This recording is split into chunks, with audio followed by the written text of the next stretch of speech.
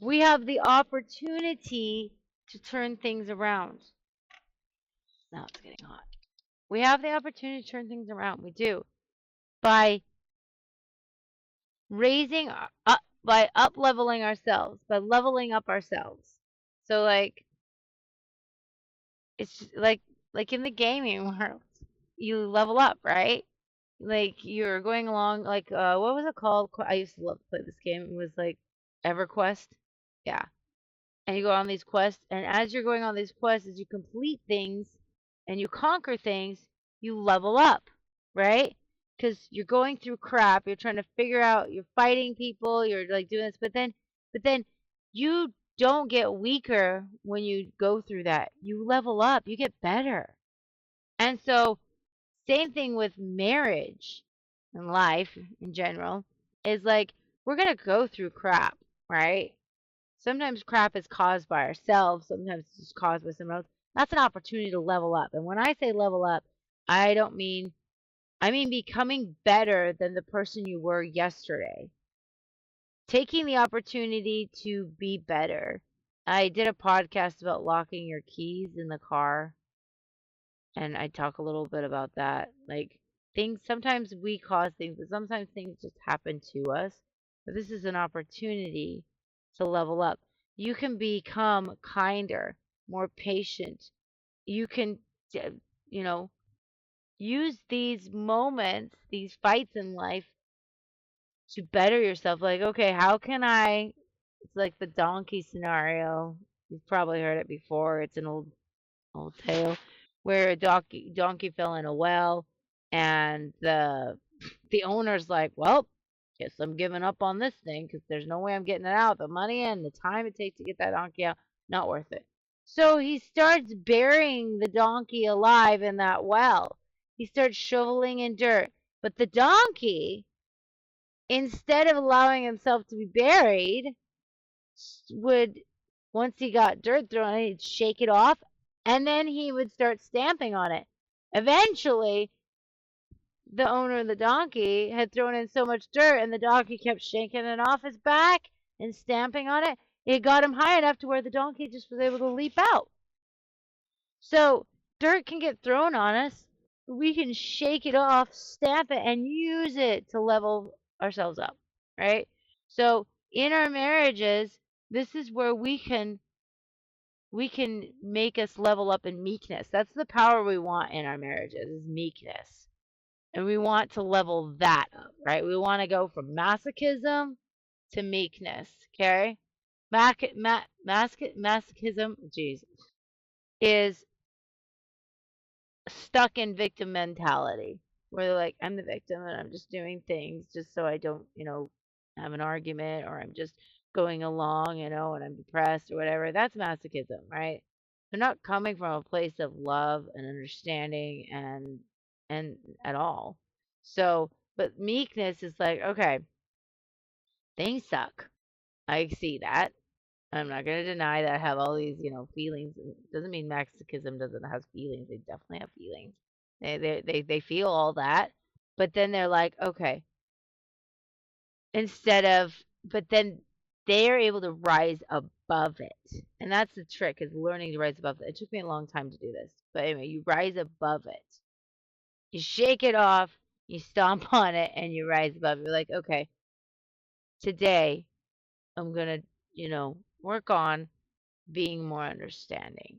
And you start changing your perspective. You start finding the qualities in your husband, what however small they may be. I know you've probably heard me tell this, and I'm an analogy person. This one's good because I said so. So when you're single, okay, so single Sally, we'll call her single Sally. Single Sally has a lawn, and it's beautiful. It's green, and it's got some flowers planted around it, around the edge or whatever. It's just beautiful. And she's so proud of it. She's like, oh my gosh. And then, some dude walks by and is like, ooh, impressed by her, gorgeous green lawn and the flowers. And he's like, all right, let's get together. And she, she eyes his, lawn, comparing it to her, and she's like, "Oh, this lawn looks pretty good. Yeah, there's a couple weeds here and there, but whatever." And then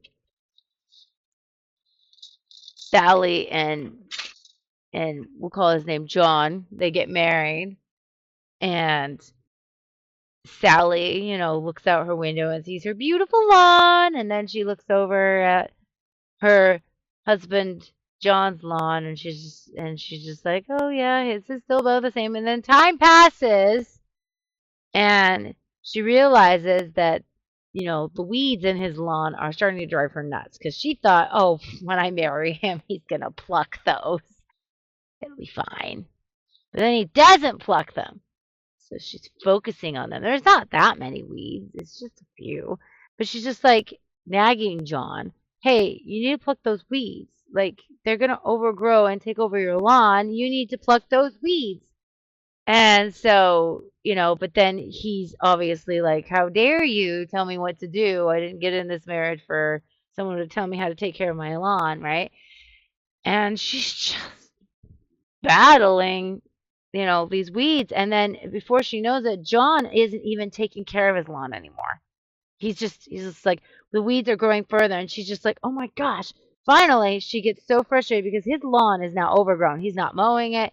It's just his grass is turning brown. It looks awful. So she goes out there, she starts picking weeds, she starts watering it, and she's taking care of it. She's like, "I have to do this." She's like, because obviously he doesn't care enough to take care of his lawn. And then, time goes on and John becomes more distant. His lawn looks worse than ever. She's not making much of a difference. And then whatever, they go to bed. And she wakes up in the morning. She looks out her window. She hasn't done this in a while. To, look at her lawn so she could get a breath of fresh air of like, "Oh, at least, my lawn looks good." And she looks out the window and she's shocked. Her lawn looks horrible. It's full of weeds, it's overgrown, her flowers are dead, and she's just like, "What happened?" Sally spent so much time focusing on John's lawn that she neglected her own lawn. And now her lawn looks terrible.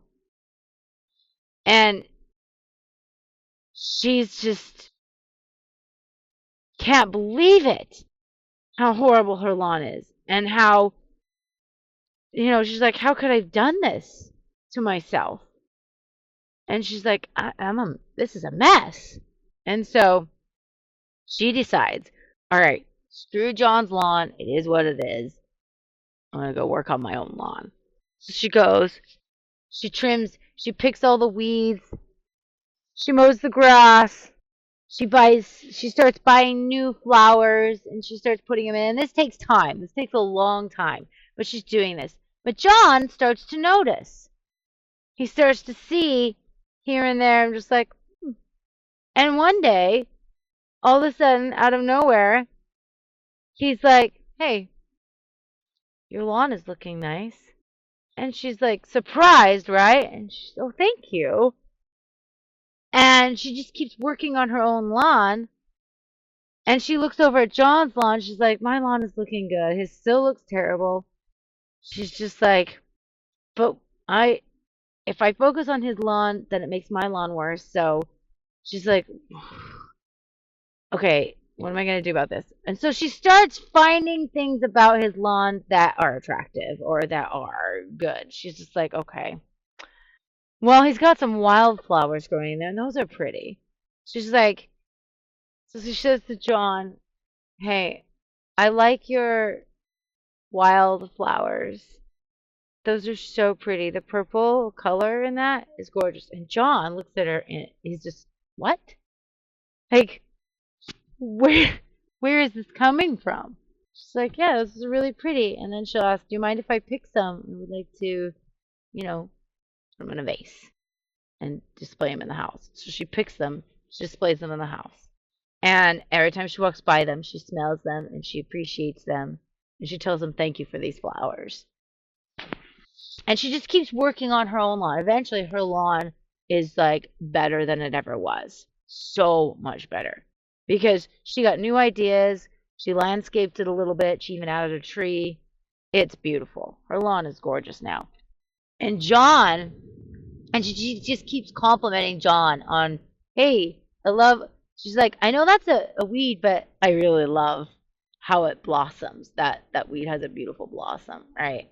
And John looks at his lawn and looks at her lawn and realizes, you know, I think I need to work on some stuff. So he starts working on his lawn little by little, and it takes a long time, but he gets finally his lawn almost starts looking better than Sally's lawn. And both of them enjoy drinking a cup of tea, sitting out, and staring at their beautiful landscaped lawns.